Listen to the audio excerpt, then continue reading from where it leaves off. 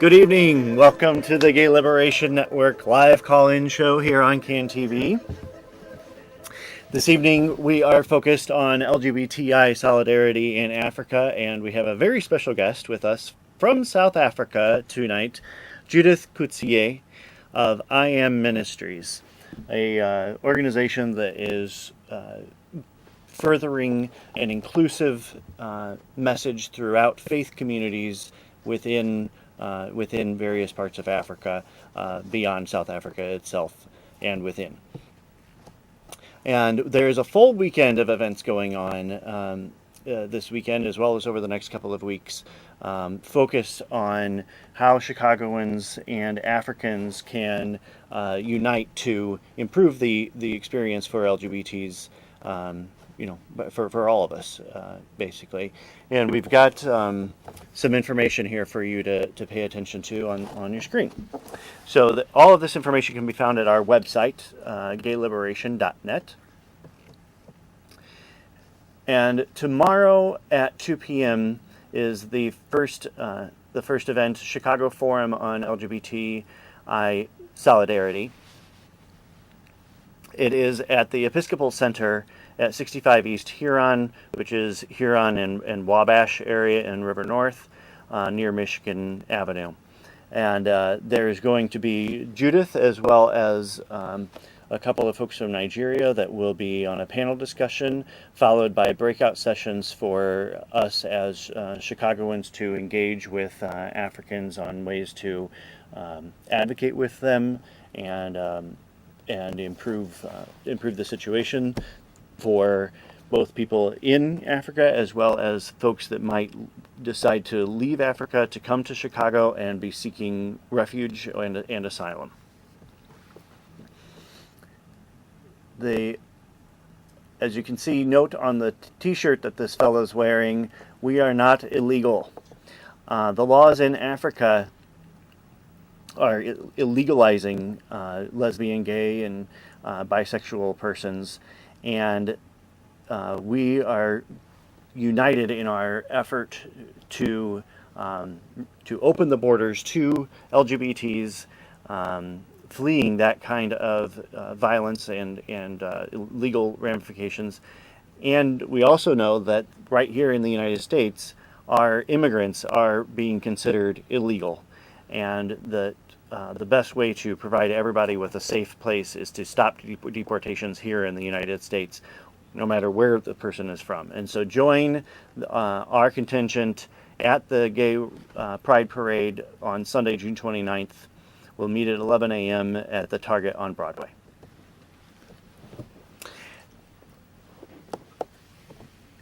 Additionally, on July 2nd, we're going to have a very special guest from Honduras, a country where, while outside of Africa, there have been a huge number of attacks on LGBT people in that small populated country. There have been more than 80 murders of LGBT people within a place that has the population similar to the city of Chicago. Come out and join us at 7 p.m. Wednesday, July 2nd at the Burger Park Cultural Center, which is near the Granville stop on the Red Line at Sheridan Road. So there's many things to come up. We'll have more information on those later on in the program. Judith, we want to talk with you about, first let's just talk about kind of what's going on right now that is so dire and is endangering LGBTs in many parts of Africa. Yeah, what we've seen, especially beginning of the year, was both in Nigeria and Uganda that we have had laws being passed that has increased the homophobia, scapegoating the gays and impacting on even people wanting to support gay people, for them now being under the new law, the anti-homosexuality law, that they will be imprisoned. So we've seen that, and it's not only that it stays in Nigeria and Uganda, but we've seen the fervent take-up of this homosexuality, jumping the borders, even into Kenya, places where previously there was safe spaces to move towards opening up and being more affirming of the sexual diversity. It's now being challenged. Yeah.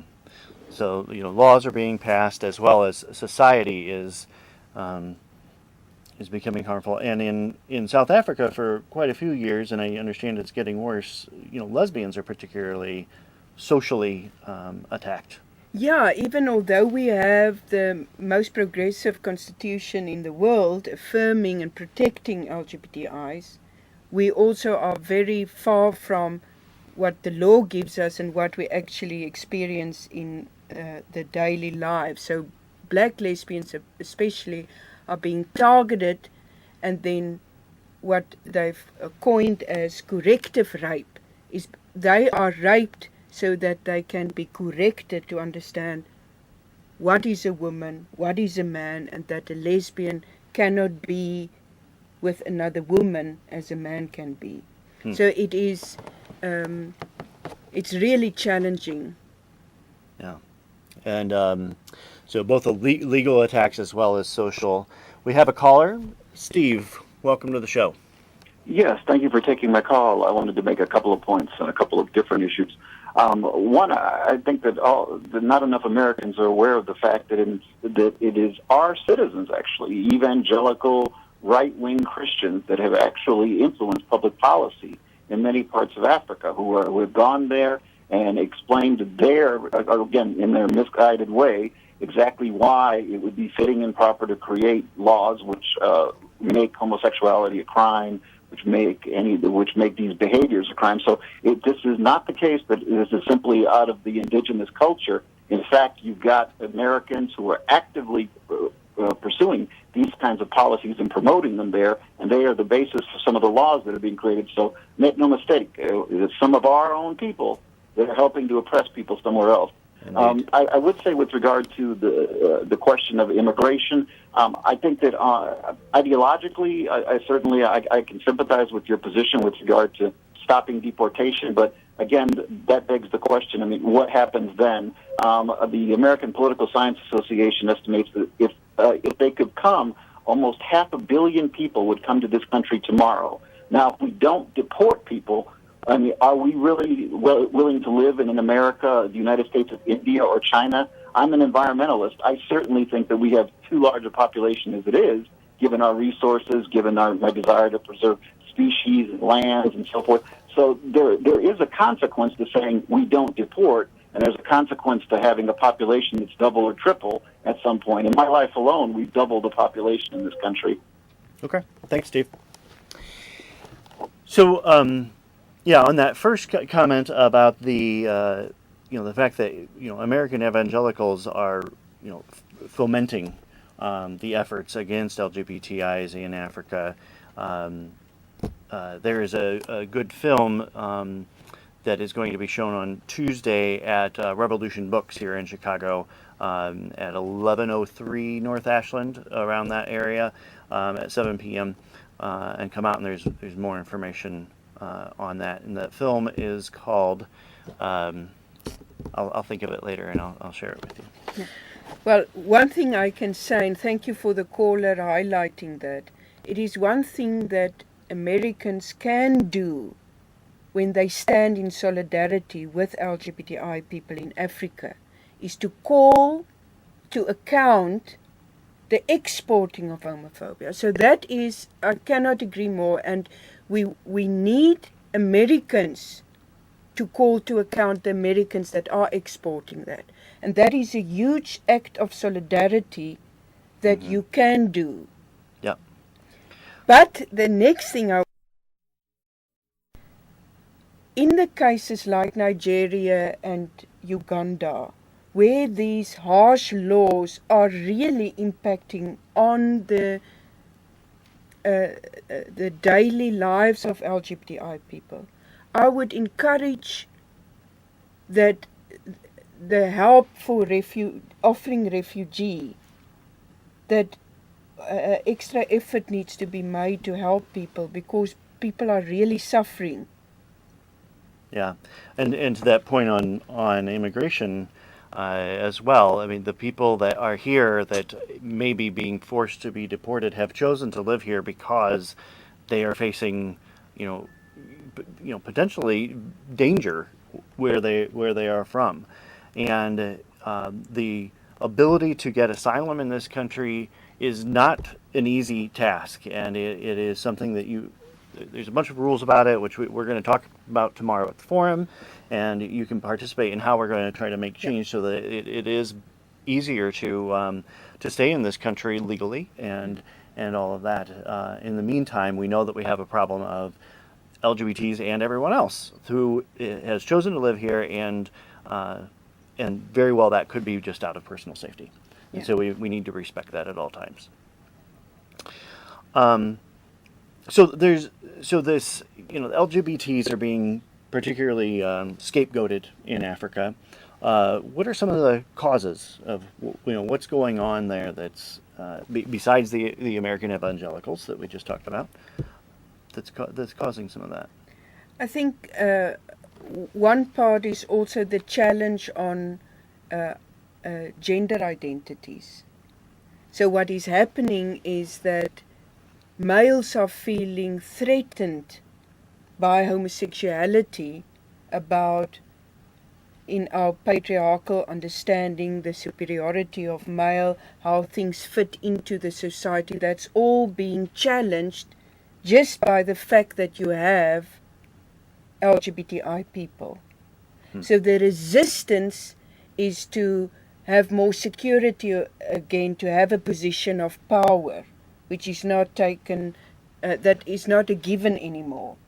Also within as more women are getting educated and are claiming their spaces in how they are also wanting to take autonomy, that I can say no, and no means no. It also challenges that status quo, and then it's easy to want to find somebody to blame. That's why corrective rape will happen. It's because of the gender relations and the understanding of what is male and female, what is masculinity and femininity, and how does the two relate, and where does the power lie. So it's all being challenged, and the diversity with our global village, I'll tell you, it's not like it's going to ease up. It's the more we are closer and interconnected, the more diverse we are going to be, and then how will we be with the otherness in each other? Right. So women's rights groups are also struggling, and women are struggling along with LGBTs. Mm-hmm. So thank you for sharing that. So Africans are taking, in spite of these attacks, people LGBT people, and I want to clarify just for our viewers that we're using a term LGBTI on here, which may not be as familiar.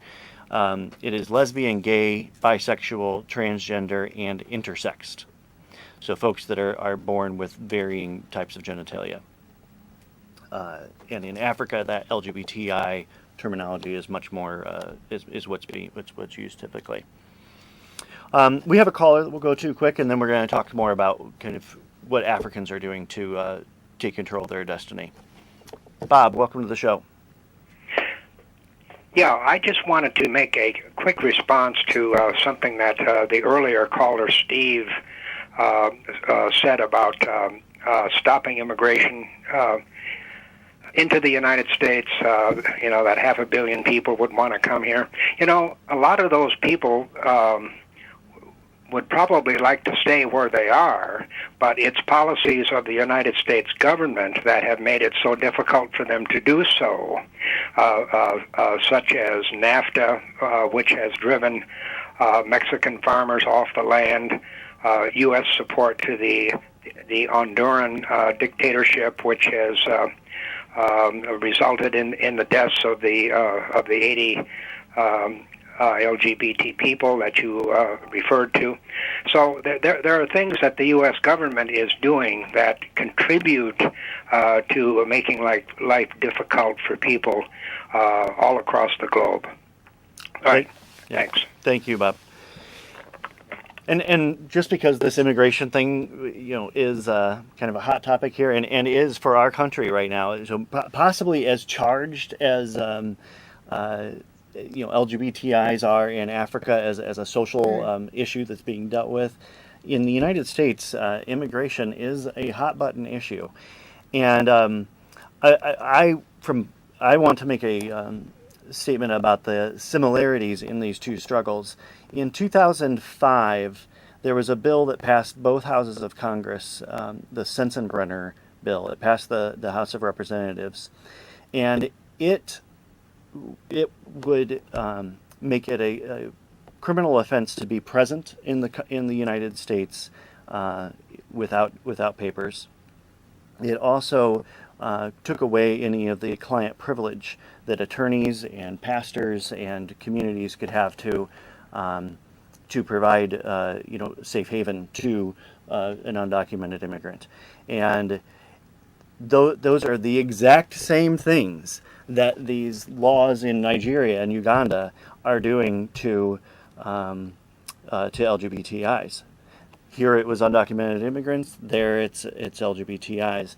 Notably, President Barack Obama voted for the Sensenbrenner bill. It did not pass, however, many elements of that bill have come to fruition. So there's a lot of similarities in what's going on here with these two things in the topics of this show. But we wanted to talk about how Africans are, taking control. So tell us about, I Am, your organization, and other things. Yeah, well, we are coming to 20 years that Inclusive and Affirming Ministries exist. And for many of this 20 years, at least the first 12, we were the only non-government organization that specifically targeted faith communities. Because in Africa, faith communities have still a huge role to play. There's a lot of social transformation power that's available within faith communities to bring towards liberation. Mm-hmm. So we said target faith communities and target religious leaders to help them to understand the diversity around sexual orientation, because they don't understand necessarily. They need the education. And then have them help to create safe spaces and sanctuaries where people can come, engage and share their journeys and do their witnesses of what God has done for them and how the journey of their discovery around their sexuality and spirituality. So for most of our 20 years, we were the only ones that really targeted specifically faith communities, because for most of the time we were too gay for the faith communities and too faithy for the gays. Luckily, where we are at now, worldwide, it has become a reality that people are aware that you cannot leave faith leaders and faith communities out. If you want to go, say for instance, HIV/AIDS, if you want to address and really be effective in that epidemic, and you want zero infection, zero discrimination, and zero stigma, you need to get more people on board, and the faith communities and faith leaders are critical social transformation people. So signs of hope that we are finding is that more and more people are understanding that they need to understand religion a bit better, even if they are not affiliated with any religion, that they need to understand it better so that they can collaborate to further human rights. So it's like there's more common ground for us to say we need to stand together, affirming the dignity of everybody, and then even work with people that come from different perspectives. Yeah. We've seen in this country the church can be a very effective proponent of civil rights change as well as labor change, and can be a tool. And so, applaud you for trying to make that happen in Africa. You made a comment earlier that we could touch on, that so there are groups of LGBTs in Uganda and in Nigeria and in most of the countries that are trying, even despite the laws against them, are trying to take control. And one of the things that I believe that came out of the Ugandan group's call for solidarity from the worldwide community of LGBTs was to keep these American evangelicals from being able to travel to Uganda and spread their homophobia. Yeah. So, any thoughts on that? Yeah, and I think what is very important is that in the solidarity, Americans must take serious to take the lead from what the Africans are saying will help them, and not think what will help. So there's a way also to partner where you make it a priority to say, let the Africans take the lead in what will work. Right. Yeah, we want to be in solidarity with Africans, not making things fit with our picture of how it should be. And that is consistent with the political rhetoric that I read about that is going on in the reasoning that President Museveni in Uganda lists for signing the anti-homosexuality bill is to stop the imperialism of the West. And so we need to be sensitive to that. Yes. And I think what it highlights then is the importance of entering into relationships. Mm-hmm. We need to talk, we need to meet so that we can better understand what will the solidarity look like and what will work, because things are getting more complex. There's not a quick fix or an easy answer, but let's journey together. Right. Chicagoans and Africans together. We have some more information on the things that are coming up this weekend that are focused on linking Chicago and Africa. So again, tomorrow, the forum at 2 p.m. at the Episcopal Center with the address coming up there. Notably, following this, at 5 p.m. going until 8 p.m., there is a fundraiser reception. It's $25, and we're going to be showing a movie called Call Me Kuchu, which is about David Kato, the famed Ugandan gay activist, and his last year, and then the effects after his assassination, actually. So please come out and join us there at the Episcopal Center. Stop the deportations. Open the borders to people who are fleeing violence abroad.